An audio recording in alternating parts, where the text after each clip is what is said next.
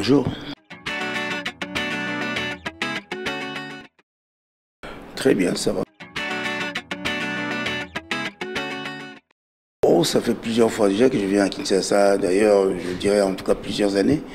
La première fois que j'ai mis les pieds à Kinshasa, c'est en 1978. Ouais, donc cela veut dire que ça fait déjà pas mal de temps que je viens à Kinshasa.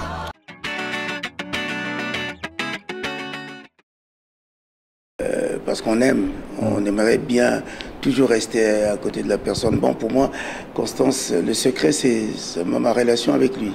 Comment j'entretiens cette relation jour après jour.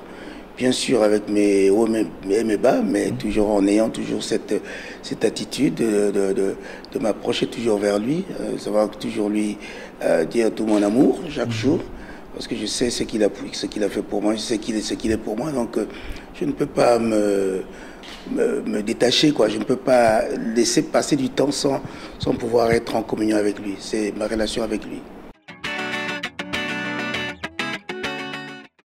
C'est vrai que ce matin, j'ai été vraiment agréablement touché même par le message du pasteur qu'il a donné tout à l'heure par rapport à la maturité spirituelle.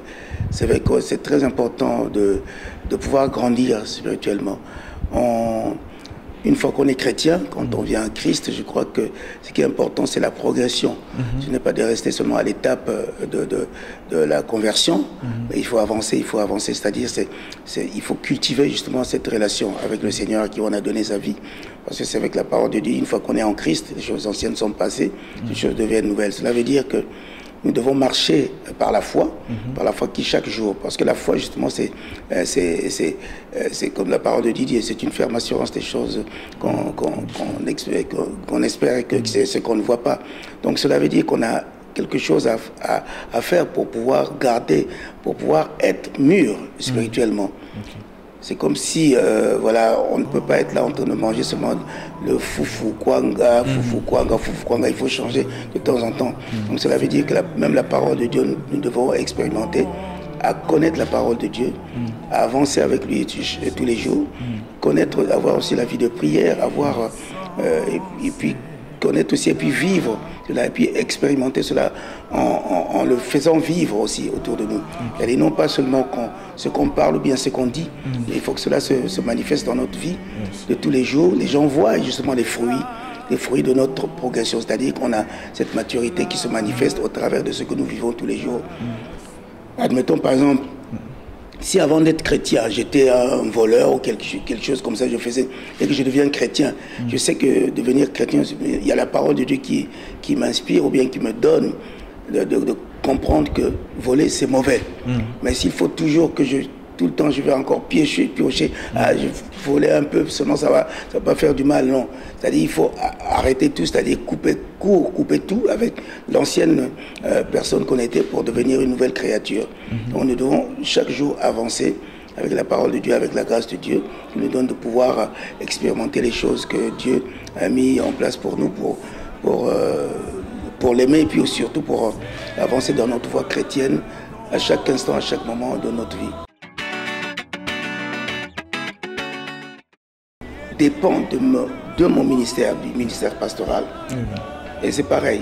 Donc je ne peux pas mettre ma vie artistique à part, mettre de côté, puis vivre seulement ma vie pastorale. Parce que je sais que ma vie artistique est le soutien de mon ministère. C'est-à-dire que ça me soutient dans mon ministère.